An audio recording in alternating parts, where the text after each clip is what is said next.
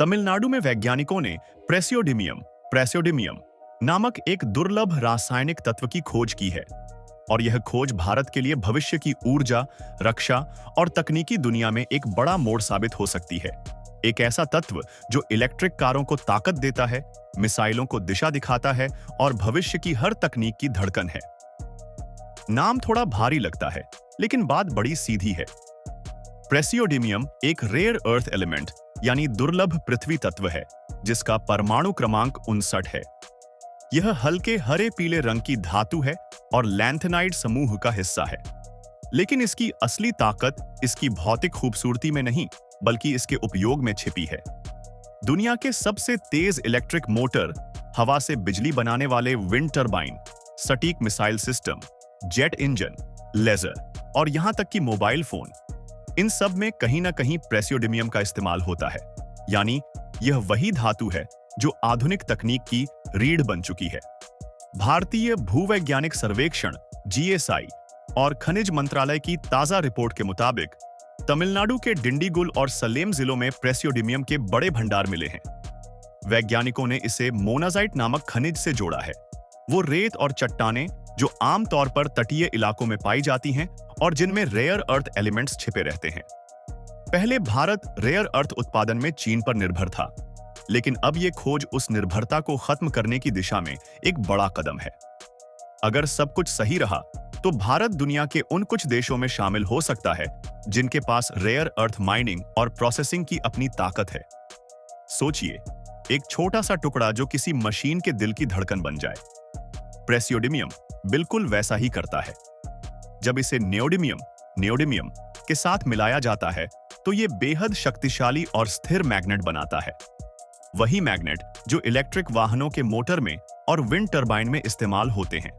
एक छोटी सी मात्रा ही मोटर को हल्का, तेज और टिकाऊ बना देती है। इसी वजह से टेस्ला, टोयोटा, बोइंग जैसी कंपनियां इस धातु पर निर्भर हैं। दुनिया में इसकी मांग लगातार बढ़ रही है और इसकी वजह से ही चीन इस क्षेत्र में सबसे बड़ी ताकत बन चुका है। क्योंकि आज दुनिया के 70% से ज्यादा रेयर अर्थ एलिमेंट्स चीन से आते हैं। यानी हर इलेक्ट्रिक कार, हर मोबाइल, हर रॉकेट किसी न किसी रूप में चीन की मुट्ठी में है। यह बात माननी होगी कि प्रेसियोडिमियम निकालना आसान नहीं है। यह किसी कोयले या लोहे की तरह सीधे धरती से नहीं निकलता। इसे निकालने के लिए जटिल सेपरेशन और रिफाइनिंग प्रक्रिया से गुजरना पड़ता है, क्योंकि यह दूसरे तत्वों के साथ मिश्रित रहता है। वैज्ञानिक अभी तमिलनाडु के नमूनों की जांच कर रहे हैं। अगर भंडार अनुमान के मुताबिक बड़ा निकला तो भारत दुनिया के उन देशों में शामिल हो जाएगा जिनके पास प्रेसियोडिमियम का आर्थिक रूप से उपयोगी भंडार है। Indian rare earths limited (IRIL) और MICL जैसी एजेंसियां पहले ही इस दिशा में काम शुरू कर चुकी हैं। आने वाले महीनों में इसकी आधिकारिक रिपोर्ट जारी की जाएगी, जो यह बताएगी कि भंडार कितना गहरा और कितना उपयोगी है। अगर तमिलनाडु से प्रेसियोडिमियम का बड़े पैमाने पर उत्पादन शुरू होता है तो भारत को कई मोर्चों पर लाभ होगा। ऊर्जा क्षेत्र में आत्मनिर्भरता बढ़ेगी, क्योंकि हाई पावर मैग्नेट अब भारत में ही बन सकेंगे। इलेक्ट्रिक वाहनों का उत्पादन तेज होगा, क्योंकि अब महंगे आयात की जरूरत नहीं पड़ेगी। और सबसे अहम, रक्षा क्षेत्र को नई ताकत मिलेगी। DRDO, ISRO और HAL जैसी संस्थाएं इस धातु का इस्तेमाल jet engine, missile guidance system और लेजर हथियारों में कर सकेंगी। इस खोज का असर सिर्फ देश भर पर नहीं, बल्कि स्थानीय लोगों पर भी पड़ेगा। जहां पहले कृषि और छोटे उद्योग मुख्य साधन थे, वहीं अब खनन, प्रोसेसिंग और रिसर्च के क्षेत्र में हजारों नई नौकरियां पैदा होंगी।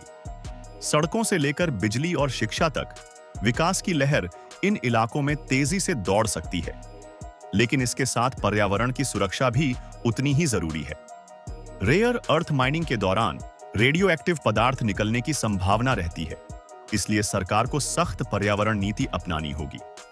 अमेरिका, जापान और दक्षिण कोरिया जैसे देश चीन पर निर्भरता कम करना चाहते हैं। अगर भारत अपने भंडार को सही दिशा में विकसित करे तो ये देश भारत में निवेश करने के लिए तैयार है। तमिलनाडु की यह खोज पहले ही वैश्विक निवेशकों का ध्यान खींच चुकी है। कई विदेशी कंपनियां भारत सरकार के साथ शुरुआती बातचीत में हैं ताकि वे इस परियोजना का हिस्सा बन सकें। भारत के पास पहले से ही आंध्र प्रदेश, ओडिशा, केरल और झारखंड में रेयर अर्थ खनिजों के छोटे भंडार हैं।